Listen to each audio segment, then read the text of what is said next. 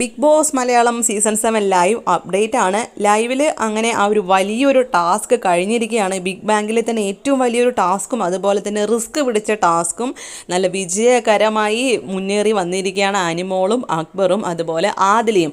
അവർ correct കുറച്ച് seconds ബാക്കിയുള്ളപ്പോൾ തന്നെ door അടയ്ക്കുമ്പോഴേക്കും തിരിച്ച് കയറിയിരുന്നു. എല്ലാവരും ടെൻഷനായൊരു പ്രമമായിരുന്നു ഇന്നലെ ഉണ്ടായിരുന്നത്. അപ്പോൾ അതിനുള്ള ഉത്തരം കിട്ടിയിരിക്കുകയാണ്. 3 പേരും സേഫായി തന്നെ തിരിച്ച് കയറിയിരിക്കുകയാണ്. ആരും എവിക്റ്റഡായി പോയിട്ടില്ല. അത് വളരെയധികം സന്തോഷമുള്ളൊരു കാര്യം തന്നെയാണ്. അവർക്ക് 2,20,000 എടുക്കാനായിട്ടും സാധിച്ചു ടോട്ടലായിട്ട്. അതിൽ ഏറ്റവും കൂടുതൽ എടുത്തത് അനിമോളായിരുന്നു. 1,40,000 അനിമോൾക്ക് എടുക്കാൻ സാധിച്ചു. അക്ബർ 60,000, അതുപോലെ തന്നെ ആദിലയാണെങ്കിൽ 20,000.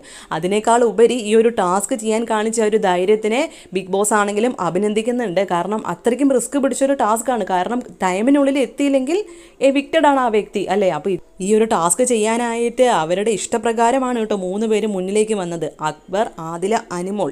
ഇവരുടെ ഈ ഒരു ധൈര്യം നമുക്ക് പറയാതിരിക്കാൻ സാധിക്കില്ല. അത്രയ്ക്കും വലിയൊരു റിസ്ക് എടുത്തിട്ടാണ് അവർ ഈ ടാസ്ക് ചെയ്തത്.